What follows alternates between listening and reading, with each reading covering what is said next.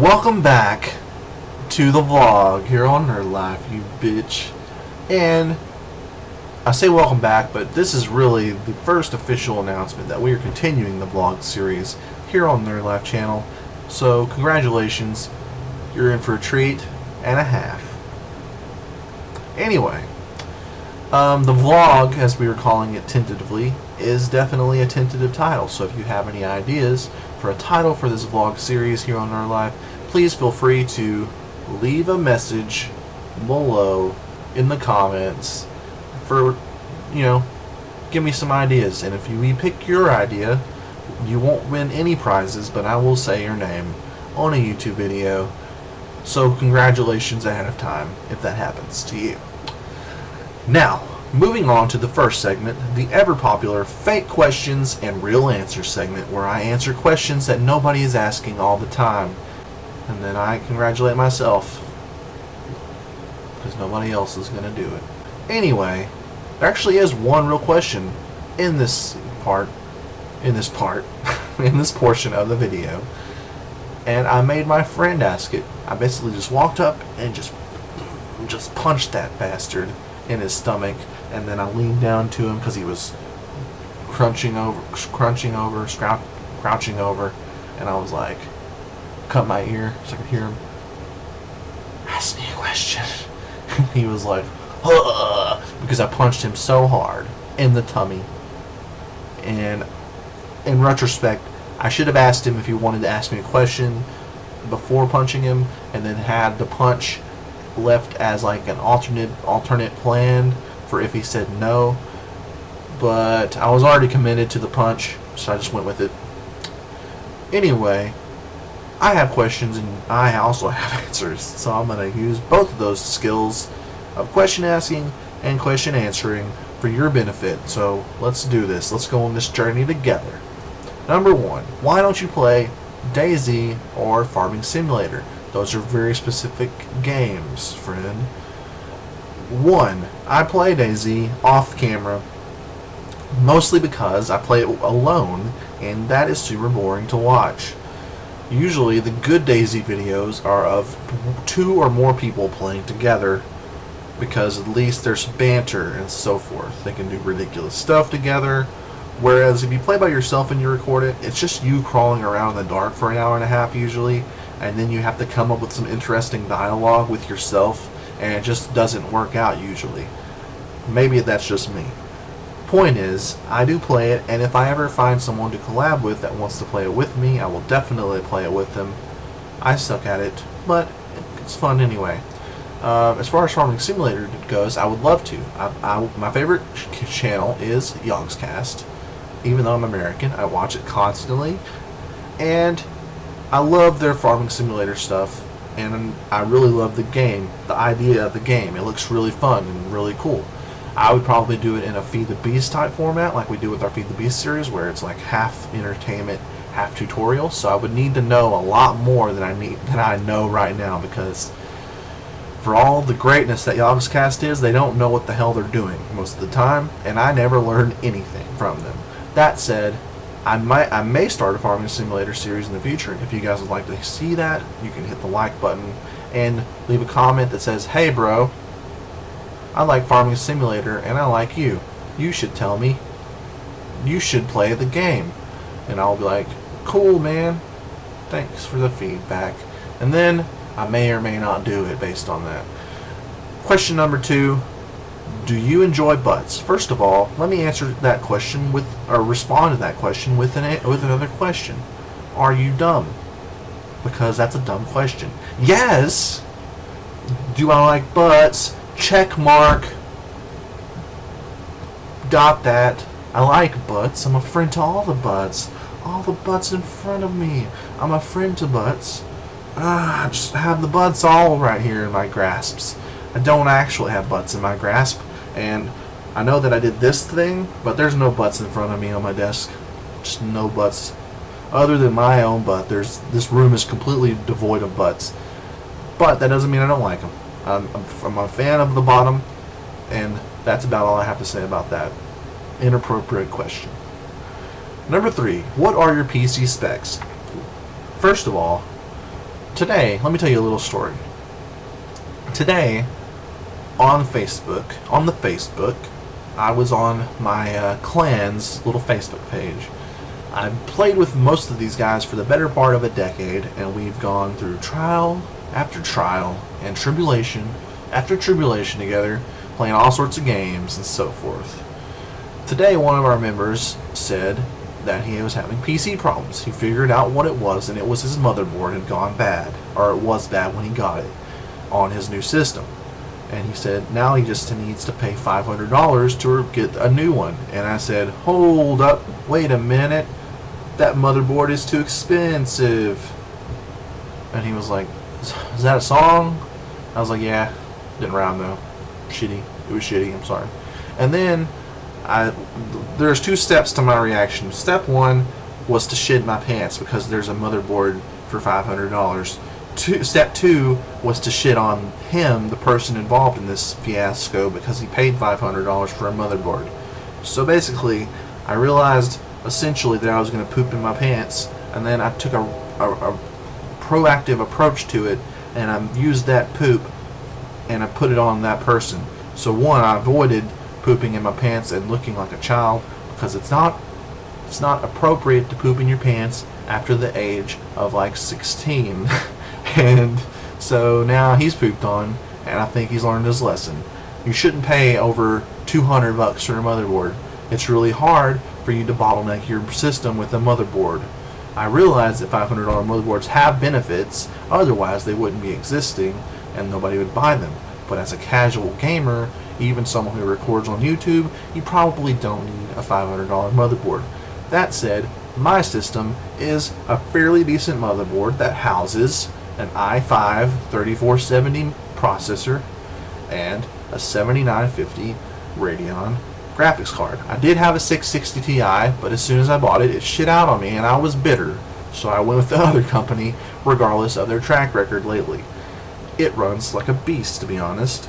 I also have a Meridian X sound card, which is awesome, even though it's not of a name brand necessarily. I have some Sennheiser headset, which is the best headset, period. And that's the core of it. You know, you really only need. I have 16 gigs of DDR3 RAM. Don't even remember what kind it is, to be honest. I'm gonna replace it later with something, but as of now, my system works pretty good. I may upgrade it to a 690 at some point on the graphics card. I'm not sure. I'm really happy with my system right now. Don't get an 8-core processor from AMD. They're absolutely dog poopy. Get yourselves an Intel. I would love to say that the competition is equal, but at this point the processor battle is pretty much won. Intel has the heads up. Even for rendering, the 8-core processor is kind of shit, regardless of what you would think, considering. Now, what's part 4? What are you doing on Saturday, January the 19th, 2013? Very specific date, first of all. Second of all, that's tomorrow. I'm recording on Friday the 18th. Tomorrow would be Saturday the 17th. Now, what I'm doing tomorrow is I'm going to the home opener. Shut up! For the Dallas Stars hockey game. And if you don't like hockey, then you are dead to me. Let's think about that for a minute. The end. Now, I love hockey. I love the Dallas Stars. I'm in Texas. The end. Now, if you want to front and you're like, I'm Canadian or I'm from the North, I like hockey and I'm legitimately a hockey fan. Let's go, bro. I know hockey. Shut the fuck up. I hate when people front. People are always trying to front, and I'm like, no. Just, that's me. These are the haters, and I'm brushing them off vigorously. Next segment is the nerdy topic segment, otherwise known as nerdy news. I realized last episode that I called it nerdy news, but it really wasn't news because it's old stuff that I'm talking about, and it wasn't really conveying the news very well. I was mostly ranting, and I like ranting, so I'm just going to go with it. Nerdy topics. First one is DRM SimCity /junk, because that's what I named it on my notes. DRM, I'm not even going to say what the acronym means. It basically means that the game is required to have internet access for it to function correctly, i.e. Diablo 3. Unfortunately, Diablo 3 shed all over the idea. It was getting bad publicity. People were like, why? And then they're like, it's going to work, trust us. And then a million people tried to buy the game and log in, and all it was error messages for the first day or two. And everybody's like, oh, fuck me in the butt, this sucks. And now SimCity is going to do this, and people are back up in arms about it. And I'm saying, everybody has internet at this point. I mean, there are some people that don't, but if you're watching this, then you have the internet. And the people who have the internet are very unlikely to be running on like net zero dial-up. They probably have broadband. So what are you complaining about? I think most people are complaining because they want to download the torrent and build a city for free. Other people are saying, well, what's the point? It's just SimCity. I agree. SimCity is probably not the poster child that should be leading the charge for DRM. But at the same time, get over it, dude. You're bottlenecking the industry by saying, oh, I shouldn't be required to have the internet to do this. But I understand.